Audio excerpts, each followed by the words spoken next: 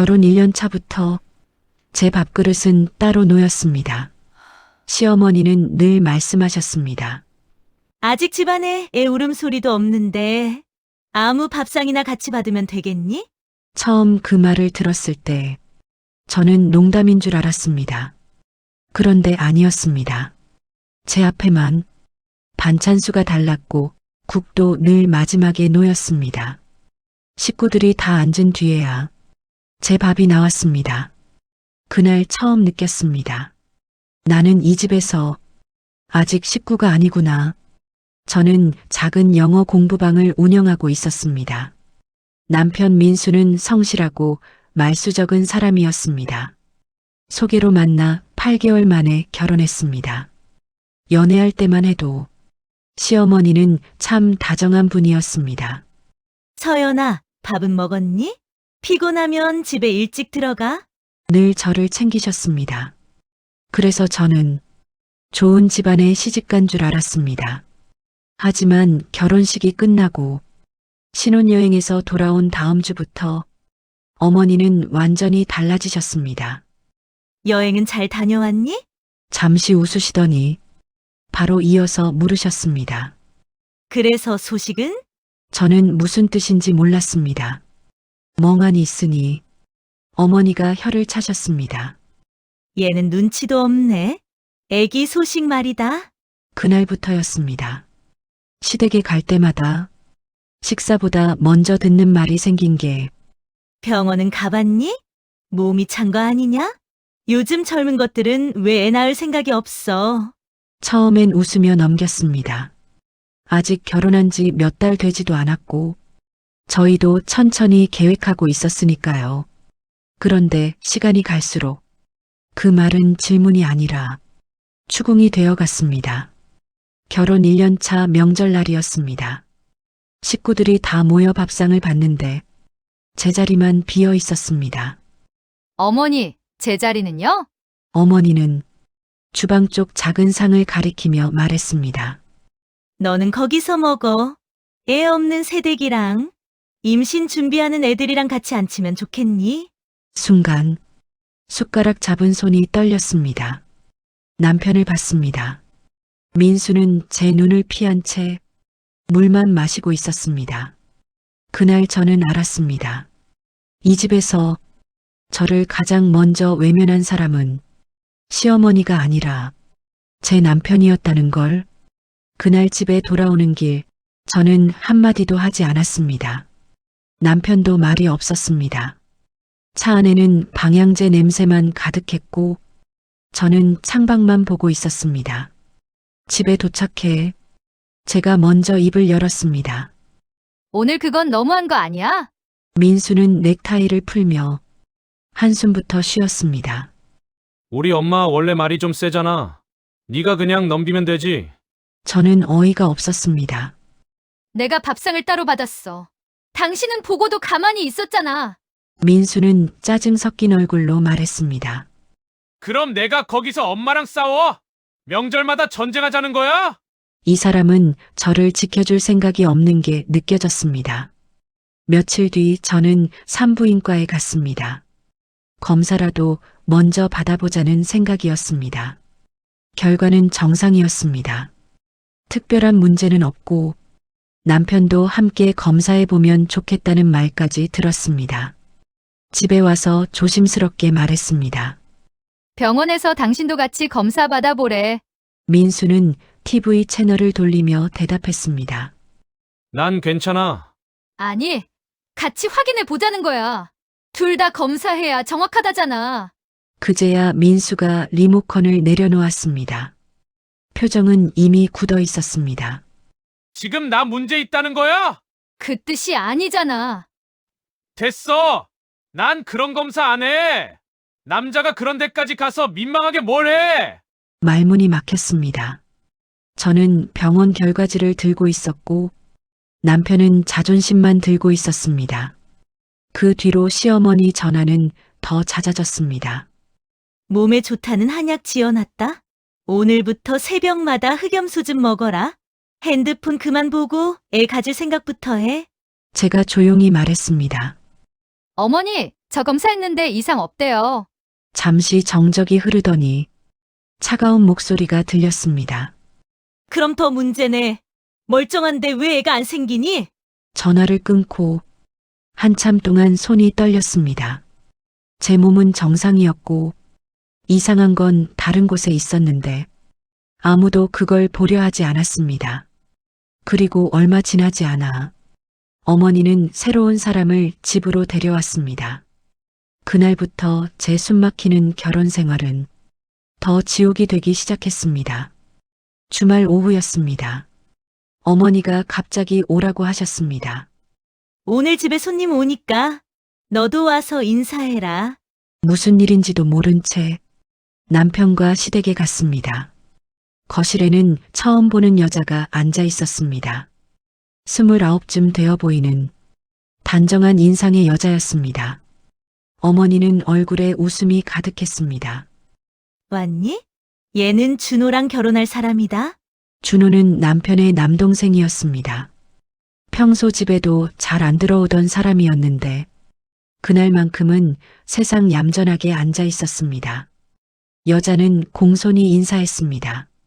안녕하세요. 처음 뵙겠습니다. 저도 웃으며 인사했지만 어머니 눈은 이미 저를 지나쳐 있었습니다. 둘째는 복도 많다. 이렇게 싹싹한 색시를 다 만나고. 그 말은 칭찬이면서도 제 앞에서 하는 비교였습니다. 식사 자리에서도 마찬가지였습니다. 어머니는 그 여자 앞접시에만 갈비를 몇 번이나 더 올려주셨습니다. 많이 먹어. 몸 만들어야지. 결혼하면 바로 소식 들려줘야 한다. 그리고 제 쪽을 흘끗 보며 덧붙였습니다. 시간 끌면 별일 다 생긴다. 순간 식탁 아래에서 제 손이 꽉 쥐어졌습니다. 남편을 봤습니다. 민수는 휴대폰만 보고 있었습니다. 그날 이후 어머니는 저를 대하는 태도를 더 숨기지 않았습니다. 서연아, 설거지 좀 해라. 과일 깎아라. 둘째네 커피도 타와. 손님처럼 앉아있는 사람은 따로 있었고 며느리처럼 움직이는 사람도 따로 있었습니다. 더 기가 막힌 건 그 여자 쪽에서 먼저 미안해했다는 겁니다. 주방으로 따라와 작은 목소리로 말했습니다. 형님, 제가 괜히 불편하게 만든 것 같아요. 저는 억지로 웃었습니다. 아니에요. 신경 쓰지 마세요.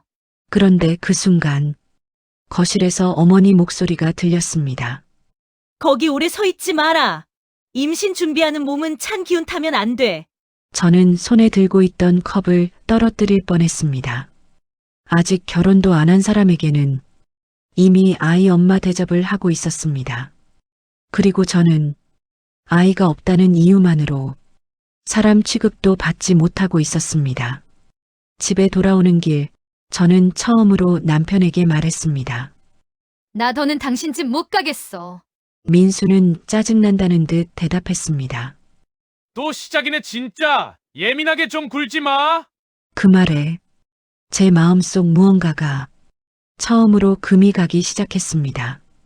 그 뒤로 저는 시댁에 가는 날이 두려워졌습니다. 명절이든 생신이든 날짜만 잡히면 가슴부터 답답해졌습니다. 이유는 단순했습니다. 저는 며느리가 아니라 일꾼으로 불렸으니까요. 어머니는 제가 들어서자마자 말씀하셨습니다. 서연아, 전부터 붙여라. 국 다시 데워. 과일 씻어놔라. 앉아서 물 한 잔 마실 틈도 없었습니다. 그런데 둘째 며느리가 될 사람은 달랐습니다. 너는 거기 앉아. 피곤하면 눕고. 몸 조심해야지. 저는 순간 잘못 들은 줄 알았습니다. 아직 결혼도 안 했는데 왜 저렇게까지 하나 싶었습니다. 그리고 얼마 지나지 않아 이유를 알게 됐습니다. 둘째가 아이를 가졌다는 겁니다. 집안은 잔칫집이 됐습니다. 어머니는 시장에서 한우를 사오셨고 시아버지는 술까지 꺼내셨습니다. 우리 집 첫 손주다. 역시 둘째가 효자네. 그 말이 끝나자마자 어머니 시선이 제게 꽂혔습니다. 듣고 있니? 누구는 결혼 3년이 지나도 감감무소식인데. 식탁 위 웃음소리 사이로 저만 조용했습니다. 그날 설거지를 하다가 주방에서 울었습니다. 소리내면 들킬까봐 수도를 세게 틀어놓고 울었습니다. 그런데 더 서러운 건 남편이 아무 말도 하지 않았다는 겁니다. 집에 돌아와 물었습니다. 당신은 왜 맨날 가만히 있어? 민수는 피곤하다는 얼굴로 셔츠 단추를 풀며 말했습니다.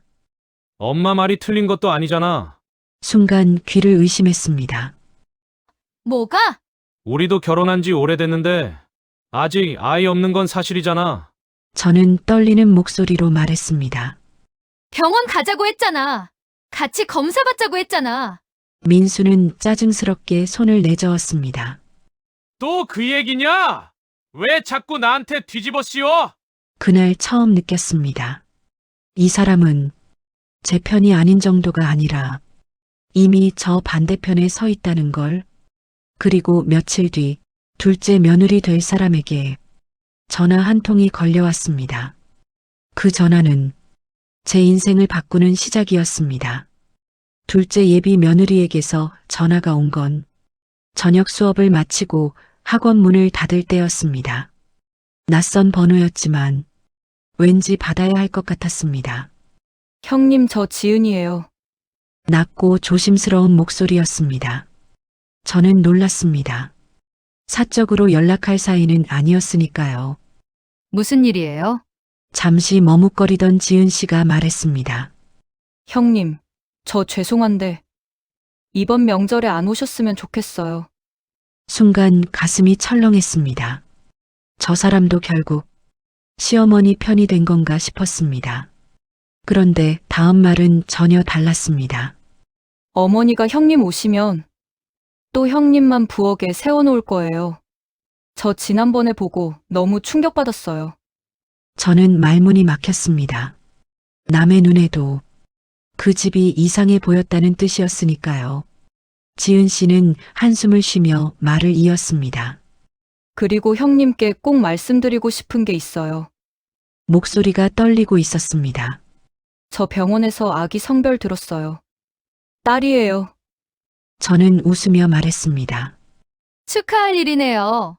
하지만 지은 씨는 울먹이며 대답했습니다. 저도 좋았어요. 그런데 어머니가 잠시 말을 멈추더니 겨우 이어갔습니다. 딸이면 첫째 집에 보내서 키우게 하고 저보고는 얼른 둘째 가져라 하셨어요. 손에서 휴대폰이 미끄러질 뻔했습니다. 저는 다시 물었습니다. 뭐라고요? 준호 씨도 옆에 있었는데 그냥 가만히 있더라고요. 그 말을 듣는 순간 제 머릿속이 맑아졌습니다. 그 집은 저만 괴롭힌 게 아니었습니다. 누구든 들어가면 망가지는 집이었습니다. 지은 씨가 조심스럽게 말했습니다. 형님 죄송하지만 왜 아직도 참고 계세요? 형님은 돈도 벌고 능력도 있고 충분히 혼자 사실 수 있잖아요. 아무도 제게 그런 말을 해준 적이 없었습니다. 시댁에서는 죄인처럼 남편 앞에서는 문제 있는 사람처럼 살았으니까요. 저는 한참 말이 없다가 겨우 대답했습니다. 나도 모르겠어요. 전화를 끊고 학원 불 꺼진 교실에 혼자 앉아 있었습니다. 책상 위 반짝이는 형광등 아래에서 처음으로 제 삶을 돌아봤습니다. 저는 아이가 없어서 불행한 사람이 아니었습니다. 잘못된 사람들 틈에서 오래 버틴 사람이었습니다. 그리고 그날 밤 집에 들어온 남편에게 저는 처음으로 가장 중요한 질문을 했습니다. 그날 밤 민수는 평소처럼 늦게 들어왔습니다. 저는 식탁에 앉아 있었고 집안은 조용했습니다. 민수는 제 눈치를 보더니 물었습니다. 왜 그래? 저는 돌려 말하지 않았습니다. 당신한테 묻고 싶은 게 있어. 만약 우리한테 끝까지 아이가 안 생기면 당신은 어떻게 할 거야? 민수는 잠깐 생각하더니 너무도 가볍게 말했습니다. 뭘 어떻게 해. 엄마 말대로 하면 되지. 심장이 철렁 내려앉았습니다. 저는 조용히 다시 물었습니다. 엄마 말대로라니? 민수는 물 한 잔을 마시고 아무렇지 않게 대답했습니다. 준호네 애 낳으면 우리 데려와서 키우면 되잖아. 피 한 방울 안 섞인 애 입양하는 것보다 집안 애 키우는 게 낫지. 저는 숨이 막혔습니다. 저 사람은 자기 동생 아이를 물건처럼 말하고 있었습니다. 그리고 저를 그 아이 맡아 키울 사람쯤으로 보고 있었습니다. 떨리는 목소리로 물었습니다. 준호 씨랑 지은 씨가 그걸 허락했대? 민수는 짜증난다는 듯 말했습니다. 엄마가 알아서 하시겠지. 넌 왜 이렇게 복잡하게 생각해? 그 순간 지난 4년이 한꺼번에 보였습니다. 밥상에서 밀려나던 날, 주방에서 혼자 울던 날, 병원 가자고 애원하던 날, 제 손을 한 번도 잡아주지 않던 사람. 저는 조용히 일어났습니다. 민수가 물었습니다. 어디가? 저는 방으로 들어가 서랍에서 서류 봉투 하나를 꺼냈습니다. 그리고 식탁 위에 내려놓았습니다. 뭐야 이게? 이혼 서류. 민수 얼굴이 굳었습니다. 지금 장난해? 저는 처음으로 떨리지 않는 목소리로 말했습니다. 아니, 난 오늘에서야 알았어. 아이가 없어서 불행한 게 아니었어. 당신이랑 살아서 불행했던 거야. 민수는 그제야 다급해졌습니다. 야, 말이 너무 심하잖아. 엄마가 좀 그런다고 집을게. 저는 웃었습니다. 4년 만에 처음으로 허탈하게 웃었습니다. 이 집을 깬 건 내가 아니야. 당신들이야. 그리고 저는 마지막 인사를 하러 명절날 시댁에 갈 준비를 시작했습니다. 명절 아침이었습니다. 평소 같으면 새벽부터 일어나 전 부칠 재료를 챙기고 시댁 눈치 볼 준비를 했을 시간입니다. 하지만 그날 저는 달랐습니다. 가장 아끼는 코트를 입고 머리를 단정히 하고 작은 서류 가방 하나만 들었습니다. 시댁 문을 열자 익숙한 냄새가 났습니다. 기름 냄새, 국 냄새, 그리고 사람을 작아지게 만드는 공기. 어머니는 저를 보자마자 소리쳤습니다. 너는 왜 이제 와? 전 아직 하나도 안 붙였다. 저는 신발도 벗지 않은 채 대답했습니다. 오늘 일하러 온 거 아닙니다. 거실이 조용해졌습니다. 시아버지가 신문을 내렸고 준호 부부도 저를 봤습니다. 민수는 제 뒤에서 얼굴이 굳어 있었습니다. 어머니가 인상을 쓰며 말했습니다. 뭐라는 거야, 아침부터. 저는 가방에서 서류를 꺼내 식탁 위에 올려놨습니다. 저 오늘 며느리 그만두러 왔습니다. 어머니 얼굴이 새빨개졌습니다. 미쳤니? 애도 못 낳는 게 어디서 큰 소리야. 예전 같았으면 그 말에 입술부터 떨렸을 겁니다. 그런데 그날은 이상하게도 아무 감정이 없었습니다. 저는 또렷하게 말했습니다. 제가 아이를 못 낳는다는 검사 결과 어디 있나요? 어머니가 순간 말을 멈췄습니다. 제 검사 결과는 정상입니다. 아드님은 검사조차 안 받으셨고요. 민수가 버럭 소리쳤습니다. 야, 집안 망신을 왜 여기서 시켜? 저는 민수를 바라봤습니다. 4년 동안 한 번도 제대로 본 적 없는 사람처럼 망신은 진실 때문에 생기는 게 아니야. 거짓말 때문에 생기는 거지. 준호의 아내 지은 씨가 고개를 푹 숙였습니다. 시아버지는 아무 말도 못했습니다. 어머니는 악을 썼습니다. 이혼할 거면 빈손으로 나가. 우리 집에서 해먹은 게 얼만데. 저는 차분히 대답했습니다. 지금 사는 집, 제 결혼 전 집입니다. 민수 씨가 들어와 산 거고요. 빈손으로 나갈 사람은 따로 있겠네요. 거실 공기가 얼어붙었습니다. 민수 얼굴이 하얗게 질렸습니다. 저는 마지막으로 고개 숙여 인사했습니다. 그동안 많이 배웠습니다. 사람이 아이가 없어서 부족한 게 아니라 인성이 없어서 부족할 수 있다는 거려. 그리고 돌아섰습니다. 뒤에서 어머니가 소리치는 목소리가 들렸지만 저는 한 번도 뒤돌아보지 않았습니다. 현관문이 닫히는 소리가 제 결혼 생활의 끝이었습니다. 그리고 동시에 제 인생이 다시 시작되는 소리였습니다. 협의 이혼은 생각보다 빨리 끝났습니다. 민수는 처음엔 큰 소리 쳤지만 막상 제가 정말 떠나자 태도가 달라졌습니다. 전화를 걸어 울기도 했고 집 앞으로 찾아오기도 했습니다. 한 번만 다시 생각하자. 엄마랑 거리 두면 되잖아. 저는 짧게 대답했습니다. 당신은 아직도 엄마 얘기부터 하네. 내 마음은 한 번도 안 물어봤으면서. 그 말을 끝으로 더는 연락하지 않았습니다. 저는 다시 제 일에 집중했습니다.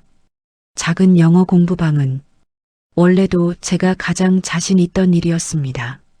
새벽엔 교재를 만들고 낮엔 상담을 하고 밤엔 수업 준비를 했습니다. 힘들었지만 이상하게도 마음은 점점 편해졌습니다. 누가 밥상에서 밀어내지도 않았고 누가 제 가치를 아이 유무로 판단하지도 않았으니까요. 그렇게 3년이 지났습니다. 공부방은 2개 반으로 늘었고 함께 일하는 선생님도 생겼습니다. 저는 처음으로 혼자서도 충분히 잘 살 수 있다는 걸 알았습니다. 그러던 어느 날 함께 일하는 선생님이 수업 끝나고 조심스럽게 물었습니다. 원장님 혹시 식사 한번 하실래요? 당황해서 웃었는데 그분도 따라 웃었습니다. 말이 느리고 예의 바르고 남의 말을 끝까지 듣는 사람이었습니다. 서두르지 않고 천천히 만났습니다. 1년 뒤 저는 다시 결혼했습니다. 이번엔 누구 눈치도 보지 않았고 누구 허락도 필요 없었습니다. 그리고 결혼 후 얼마 지나지 않아 자연스럽게 아이가 찾아왔습니다. 병원에서 심장 소리를 듣던 날 저는 한참을 울었습니다.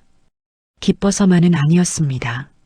제가 문제가 있었던 게 아니라는 걸 너무 늦게 증명받은 것 같아서요. 아이가 2돌 되던 해 문화센터 복도에서 낯익은 얼굴을 봤습니다. 지은 씨였습니다. 서로 놀라 웃었고 커피를 마시며 긴 이야기를 나눴습니다. 지은 씨도 결국 그 집을 나왔다고 했습니다. 딸을 낳자마자 또 아들 타령이 시작됐다고요. 저는 놀라지 않았습니다. 바뀔 사람들이었다면 애초에 그런 집이 아니었을 테니까요. 헤어지기 전 지은 씨가 말했습니다. 형님 먼저 나가줘서 저도 용기 냈어요. 저는 웃으며 대답했습니다. 이제 형님 하지 말아요. 우리 그냥 친구예요. 집으로 돌아와 잠든 아이 얼굴을 보다가 생각했습니다. 어떤 집은 사람을 작아지게 만들고 어떤 집은 사람을 편하게 만듭니다. 저는 늦게 알았지만 결국 맞는 집으로 왔습니다. 여러분이라면 아이가 없다는 이유로 사람을 함부로 대하는 가족과 계속 함께 살 수 있으셨나요? 댓글로 여러분 생각을 들려주세요.